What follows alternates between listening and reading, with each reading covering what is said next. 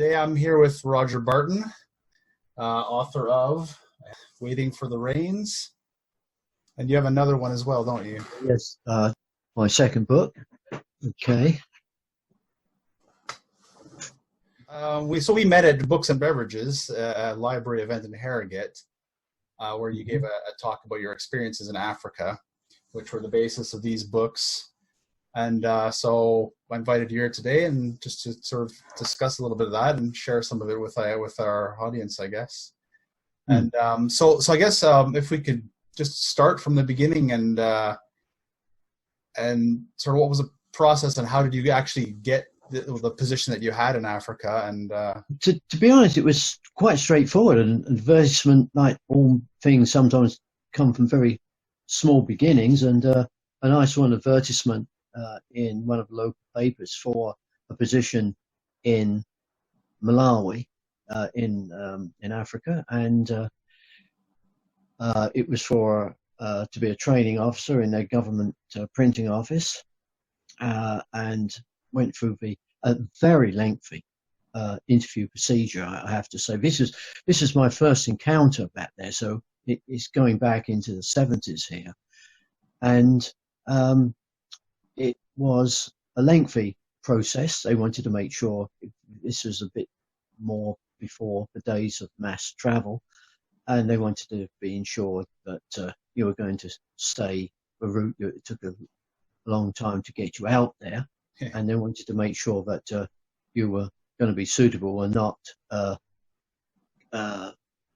be squeamish about the large insects or go down with heat stroke at the first set of the hot weather. And yes, and this was quite a long procedure to get the post. I went for an interview, and I had lots of health checks to make sure, x-rays and all sorts of things, to procedures which took, I suppose, the process before being accepted, whereas in many interviews you're accepted straight away. This took about a couple of months, and eventually they said, okay, yeah, we think you are the person for the job. And when I spoke to various people about this, it was, my wife was to come as well, and when I spoke to various people about this, they thought they'd never see me again, that I was going to go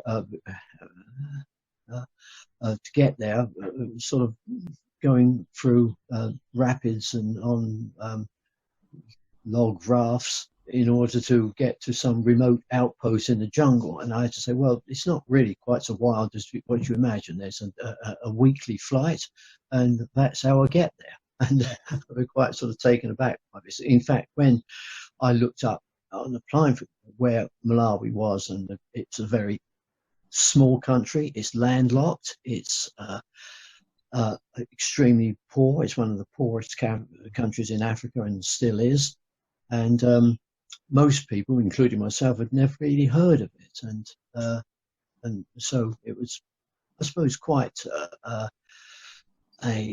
bold move, it seems, at the time when I went out there. Yeah, from your book, it sounded like you did quite a bit of research in advance as well. But I'm wondering, like, when you actually got there, what was your impressions or your first experience? Because I'm sure it was still, even though you were reassuring people that this was a regular trip, I'm sure it was still quite different. We hear the much acclaimed term about a culture shock, which I suppose it is, and leaving the grey skies of October England behind and arriving in the at the start of their hot season before the rains came, and everything was vivid in colour, the blue skies, the heat. I noticed, I can always remember coming from the airport, I was picked up from a member of the staff at my department, and and everything was very colourful. The people were in bright coloured clothes, brilliant colours, and the whitewashed buildings contrasting with the red sand of the red soil, which had been and the yellow grass after months of dry weather was impressive. And it always stays with you. So I think it was just the imaging which caught my attention more than anything, and so I suppose it was this visual aspect of seeing the country was what impressed me the most at that time. Right. I mean, I remember my first experience in the Middle East coming from Canada, and for me, that's completely different from Africa. But I just remember being overwhelmed by brown. So like you say, the visual difference from what you're used to. Yeah. Yeah. So the brilliant sun, and I suppose anyone can say, well, they go to Spain, and that is going to be the similar. And I suppose to some extent it was a brilliant blue sky, and the red soil, contrasting with the yellow grass, which was burnt after months of continued dry weather. And I think this was something which was more impressive. And of course, coming into Malawi from the plane, you could see the blue of the Lake Malawi, which is, I think, the third largest lake in Africa now, and it's along the Rift Valley, and you sweep over the Lake Malawi before you land at the capital city. So it was the visual aspect which impressed me the most, and will always probably stay with me. And what was your wife's thought about going to Africa then? Well, I think she comes from Canada, and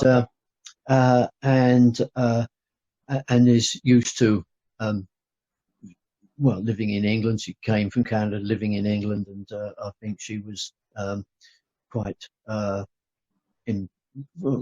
overjoyed by the fact of being in such an unusual place, and living in somewhere which very few people at that time. The number of expatriates, there was more there than there was in later years, because there was more government help from Western countries going in, but I would have to say that women as wives in Africa are possibly an endangered species. There's a tendency to be isolated, or I suppose the men are too, isolated from their usual friends and family and so forth, but they have a job to do, whereas women have got very little with house servants and most day-to-day routine things taken care of. It's possibly can be very culturally isolating, and although they have their groups that they go to, coffee mornings and an outdoor sporting life and so on, while I was there, I saw lots of catastrophes with marriages breaking up because women wanting to, they've had enough, they're isolated, they're not quite sure. There's a continual flow of people coming in and going out, even though they're in fairly small numbers. So there's not the permanent friendships, are possibly much more difficult to establish. And a lot of women did actually return, whereas I suppose for men, although there again, the lax lifestyle meant that drinking and parties used to be quite the common feature, and a lot of men, without the social conditions to keep them on the rails, went off the rails while they was out there, and very often succumb to the tropical nature of the place, in the taking off with local women and having too much drinking. A lot of people became alcoholics. So I'm not saying that there's a sort of social disruption, but I think relatively there is more disruption because of the isolation and the norms which keep people on the straight and narrow in the Western world. They've grown up with it, and they have got accustomed to their way of life. Suddenly all that disappears, and they are in a country where they have to make friends with people they've never seen before, and it's a continual movement of people around, and with very little else to do except a social life based around sporting activities, tennis and golf and so on, and a lot of house parties and such, meant there was a much different style of life went on. Mm. So this is something which I referred to in my book about the different nature of society in right. In all, I suppose, expat countries. Mm. And do you think, well, I don't know what kind of presence there is still there, but obviously there's at least embassies, I assume. But do you think that situation has changed then much, especially for the women, or? Possibly not, except I would say that there would be even fewer expatriates now as they left and the indigenous population took over those management jobs. That happened on a larger and larger scale. So the number of expats now in most African countries is a lot smaller. That is, in I suppose the ones which came from their previous colonial background, Britain and Europe, now is being replaced by countries such as the Chinese, who are out there in large numbers to make infrastructure projects in return for the minerals which are out there in abundance. So, and they tend to keep very much to themselves, although, again, I suppose some of that effect of cultural separation does affect everyone, but perhaps the Chinese have, as far as I'm aware, I did meet some of the Chinese out there who were building a railway to Dar es Salaam. The ones out there now are usually mining and building infrastructure projects and doing ore and minerals, because there's so many minerals in Africa, and so the Chinese are out there in certain countries in quite large numbers now. Mm-hmm. They are very rich lands, isn't it? Resource. So I think it's although there's 35 countries in Africa, and it takes up enormous amount of land space. I'm not quite. I think you can get China, the United States, Canada, and most of Europe into the borders of Africa. And if you was coming from outer space, and we've seen pictures of taken on satellites, Africa takes up almost the whole of one side of the globe. An absolutely enormous place, with being about 1.2 billion people now, and an enormous land mass. And so, yes, this is my introduction to Africa, and I was on a contract basis. So, any time that the government thought I was not doing what I was supposed to be doing, then they could turn me out of the country. And especially in Malawi, which had at the time when I first went there, but I have been back many times in the past few years. President Banda was in charge, and he was a very strict autocratic ruler, and he had very firm ideas about what he wanted done. And if people stepped out of line, there was no nonsense. You were either in jail or out of the country within 24 hours. It was that fast. Yeah. So there was, if anyone, he had spies everywhere. And if you heard a report went back that you had criticised or made a reference to something in his policies which was not to the liking of the government, that would get back. And even the trainees I had, there were party members in the group, and they were keeping an eye on what I did. Spies, and yes, and I could have been out, and I knew several people who had to get out very quickly because they had upset the regime in some minor way. For instance, there was also a lot of Asians in Malawi, and I remember the wedding party once. Someone turned off the radio when the president was giving a speech because it interfered with the music they were playing. They were out of the country within a few days. They had to leave. So yes, it's it's a very unpredictable lifestyle in many ways, and you have to be careful with, and especially coming from the free democracy West, you can run into political problems quite easily in a country where the norms are so different. Yeah, unpredictable is probably the word that summarizes our understanding of it from this side, anyway, as well. What we hear in the news and whatnot. Yes.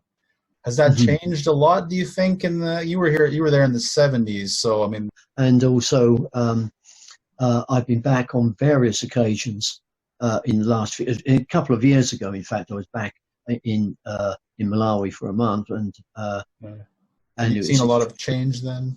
Yes, the autocratic president gone, and of course they have this wonderful thing called democracy, and of course the thing is that it's not quite so wonderful. They think, well, now we're all going to be rich. It doesn't quite work that way, and there's a lot of it's a case of in the last elections, which I think were rigged, and they're going to be taken again in Malawi in scheduled for June, I think. And it's a case of there may be 10 people up there for opting for the posts, and it's a case of choosing which one is the least corrupt of the people who are up for election. And I spoke to many people who they thought, well, once they got rid of the exiting president, everything's going to be fine. Well, of course, it wasn't that easy, and so they found that it's not didn't bring the promises, and in fact, a lot of corruption, which is endemic in Africa, all over the countries, and if it wasn't for a lot of corruption, the continent would be much richer than it is now. I mean, your comment on choosing the least corrupt often seems to represent us over here as well. But do you think it's the underlying social structure or the political structure that sort of here it's protective to some degree anyway? Do you think that's lacking, that protective nature of the political system over there? Yes, I suppose it is. I noticed there was two things which I think summarise the continent very much over in the last few weeks. Our present Prime Minister made a reference when there was a delegation from Africa coming in, but the Africa was the place of the future. It was economically going to be a powerhouse, and it was a country, a continent Britain wanted to do more to promote trade links and to have more involvement with, which showed the promise of what the continent has to offer. Yet at the same time, and this is now about a month ago, in Angola, which is an oil-rich country on the western side of the country, President, who was the outgoing president of Angola, his daughter, Susha, I think her name is, is reputed to be the richest woman in Africa, and has been involved in creaming off much of the oil wealth and the mineral content money, and lives. I believe she lives in London and is having a wonderful lifestyle, and it represents the other half, that the corruption which goes on. I did actually live in Zambia after leaving Malawi after 2 contracts there. I went to live in Zambia, and in all Malawi was, with such an autocratic system, was fairly sort of clean living in regards to corruption. Zambia, which was more freewheeling, had an incredibly corrupt system. There was, because of the drop in copper is one of the major exports, and when the copper price dropped, it didn't have an infrastructure of other commodities to fall back on, and there was shortages of just about everything which you could imagine, and queues used to form in the cities to get scarce goods and so on. And if you wanted anything, there was always people who could get hold of it for you for a price, and that included currency. Even when I have to admit this, when I went to Zambia in the first place, I was given a loan for a car, and the bank manager, a European man, suggested, well, don't bring it in through the bank here. Use the money changers, because they will give you 4 times the rate. And it's all manners of stories like this, which you can relate about the way in which currency manipulation took place. Right, just general corruption of the system, basically. Yes, and everyone was involved in it. It seemed to be that even the missionaries who ran the mission stations in the country used to use this system, because it wasn't tenable having an exchange rate which was so low, when without any effort at all you could use the money changers, and they would give you 4 times the amount that you get for it. So that is part of the problem as well, the incredible amount of corruption everywhere in just about every country you can think of. Right. We had a question actually, and someone was just wondering what did you do there? What was your position? Oh yes, I was in Malawi. I was a training officer in the government printing office. That was my background is in composition of books and magazines, and I was out there to make sure a training scheme was set up, and people got. I was doing the theory side of it, but also used to organise the practical system where they went through and make sure they weren't just cheap labour, but we were picking up the skills as they went along. And so this was my time then, and eventually, of course, someone took over from me, and as I left. In Zambia, it was something a little bit different. There was a lot of money around at the time, as already said about the amount of copper which Zambia has, and they were introducing computerized typesetting equipment. Okay. And I was sent with someone else it was state-of-the-art material on a training course to learn about setting this material up. And when I got out there, the equipment had come through Luanda, I think it was, on the west coast, and because there was a war going on there, it had been bombed in the harbour, and only half of it actually it went through the Benguela Railway to Zambia and to Lusaka, where I was working, and only half of it arrived. And so, the purpose of the job never really took off. I was ended up just using the older equipment, and the new material just never arrived. So did your experience with printing and whatnot come into play when you prepared your book, or did you get this right from a publisher? Yes, it was through Dovetail Press who printed it. I actually, in order to save costs and to offset the expense, I actually did I had it edited, but I did all the typesetting myself. It was made up with just Microsoft Word into pages, and I constructed the book myself, used my own photographs for it, and then it went online to a printer who then put the whole thing together. And so it's very much a combined effort. Yeah, it's quite a nice book, good quality paper as well.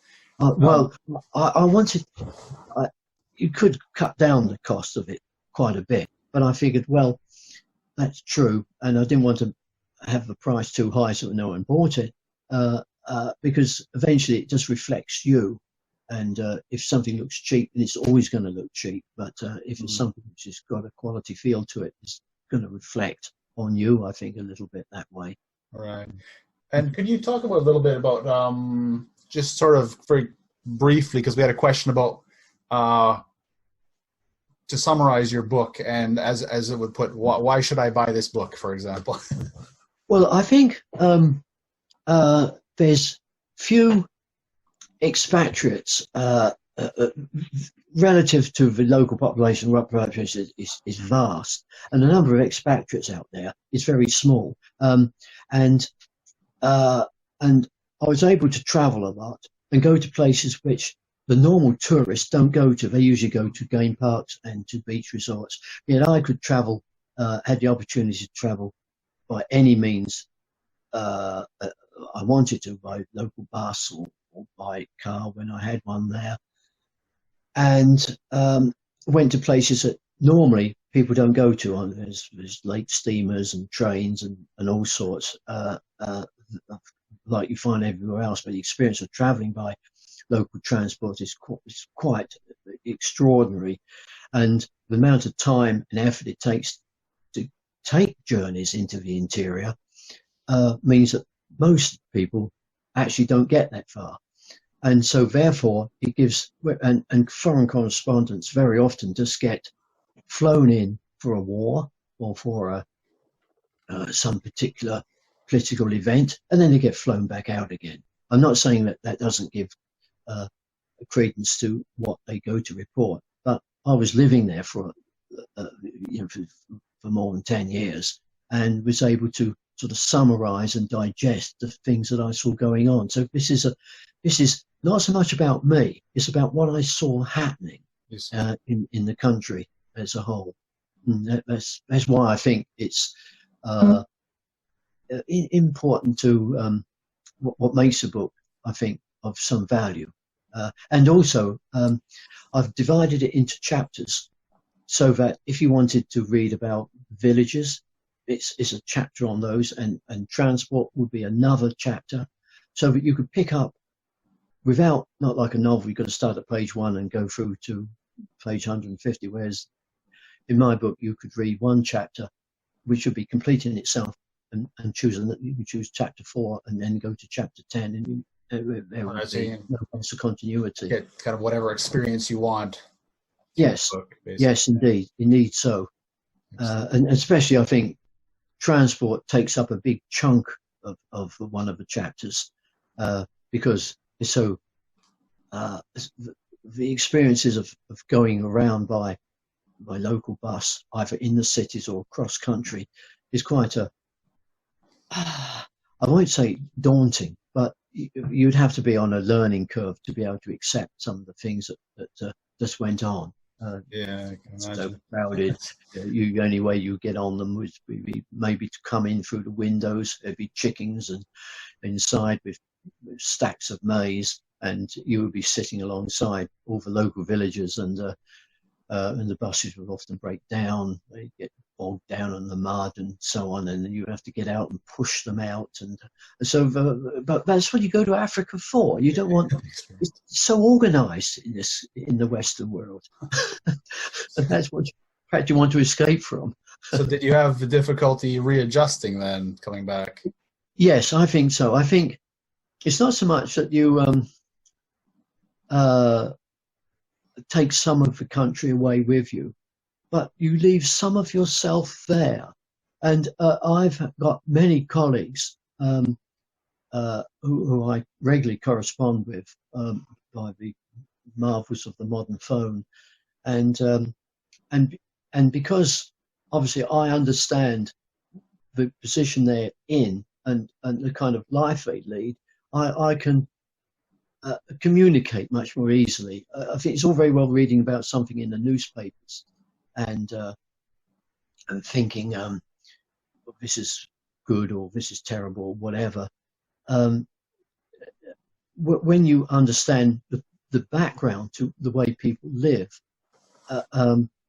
then that has a much more important aspect of the life. When I was there the last time, as I say, a couple of years ago, went to see some colleagues I know in one of the villages, and they're just typical villages with mud blocks and grass roofs.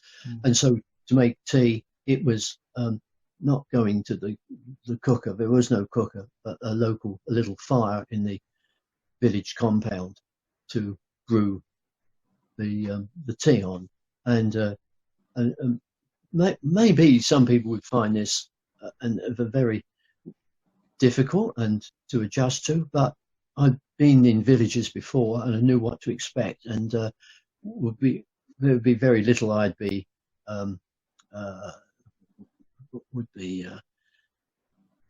thrown by. I did have, of course, on my computer, I don't know that we need too many pictures, but I do have some, perhaps talking about things is enough. But I do have some pictures, which unfortunately I think we're almost out of time now. Oh yes, I'm just looking at the top. Yes, goes by.